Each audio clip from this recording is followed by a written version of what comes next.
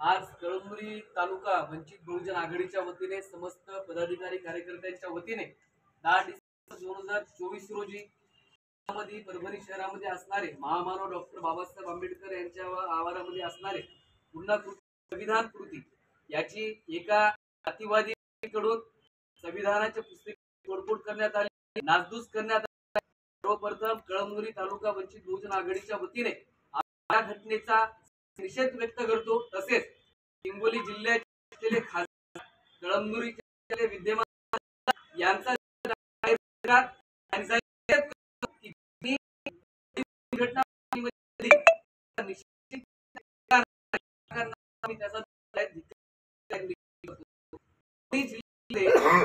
भारतीय संविधानाची किंमत आहे, भारतीय संविधान याची जे जाती आली प्रशासनाकडून सांगण्यात आले की प्रश्न विचारायचा देशामध्ये जिथं बाबासाहेबांच्या संविधानाची विटंबना केली जाते, त्यानंतर दिल्ली मधला असो, रमाई हत्याकांड असो, अनेक असे उदाहरण आहेत की प्रत्येक ठिकाणी मातेविरुद्ध कसा असतो, मातेविरुद्ध तो निघते, हे सरळ सरळ जातीवादी मानसिक नियोजनबद्ध कृत्य आहे। आज कळमनुरी उपविभागीय यांना वंचित बहुजन आघाडीच्या माध्यमातून आम्ही मागणी केलेली आहे की हा व्यक्तीवर पोलीस प्रशासनाने जे साधे गुन्हे दाखल केलेले आहेत त्याच्यावरती देशद्रोहाचा गुन्हा दाखल करावा। याच्या पाठीमागे जो कोणी सूत्रधार आहे, ज्याच्या मानसिकतेतून हा एवढं मोठं घडलेला आहे, त्याच्यावरती तात्काळ त्यांच्यावरती सुद्धा शोध घेऊन देशद्रोहाचा गुन्हा दाखल करावा। तसेच ज्या प्रकारे पोलीस प्रशासन सांगत आहे की दंगल घडली, वळण लागलं, मला परभणी पोलीस प्रशासनाच्या कर्मचाऱ्यांना काही कर्मचाऱ्यांना सांगायचंय, सांगलीमध्ये हिंसक वळण लावणारे पोलीस कर्मचारी आहेत, तुमचे व्हिडिओ आता व्हायरल झालेले आहेत। त्या व्हिडिओ मध्ये काही पोलीस कर्मचारी ऑटो फोडताना दिसत आहेत, गाडीची स्कूटी फोडताना दिसत आहेत, कोम्बिन ऑपरेशन करत आहेत। मग या पोलीस प्रशासनाबद्दल सरकार काही करणार का नाही? का आंबेडकरी अनुयायी संविधान प्रेमींना मदत ठोकायचं काम तुम्ही करणार का? मग हे जे जातीवादी पोलीस कर्मचारी आहेत यांचं सरकार काय करणार आहे? आधी सरकारने आम्हाला उत्तर द्यावं। आदरणीय बाळासाहेब आंबेडकरांनी कालच सांगितलेलं आहे की कोम्बिन ऑपरेशन एक सहनशीलतेपर्यंत आम्ही सहन करू, नाही तर सरकारला पोलिसांचे मुर्दे हवे आहेत का?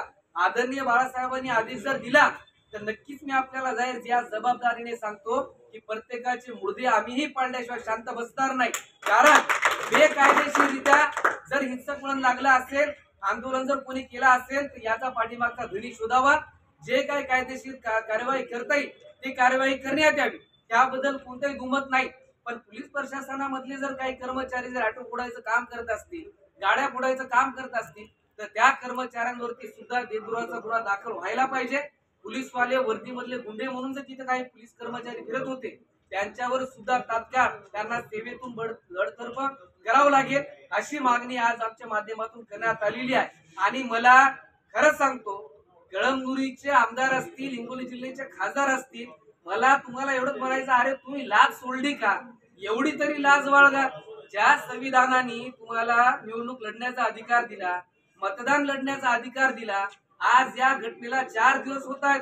कळमनुरीचे विद्यमान आमदार साहेब, मला तुम्हाला एक प्रश्न आहे, साधा रस्त्यावरती एखादा टू व्हीलरचा जर एखादा अपघात झाला तर तुमचा मुख्यमंत्र्याला फोन जाते, 4 दिवस झाले तुम्ही नॉट रिचेबल आहेत, तुम्ही कुठे बसलात, एवढी घटना झाली, साधा निषेध सुद्धा तुम्ही व्यक्त करत नाहीत। आम्हाला माहित आहे तुम्ही ज्या पक्षातून येतात, तुम्ही ज्या विचारधारेतून येतात, ती विचारधारा संविधानाला मानणारी नाही, याची पूर्वकल्पना आम्हाला आहे। पण एक जबाबदार लोकप्रतिनिधी साधा निषेध तरी करा, संविधानाप्रती निषेध करा। फक्त निळा रुमाल घातला आणि बाबासाहेबांचा जय जयकार केला म्हणजे लोकसभेचे खासदार आणि आमदारांना सांगतो यानं होत नसते।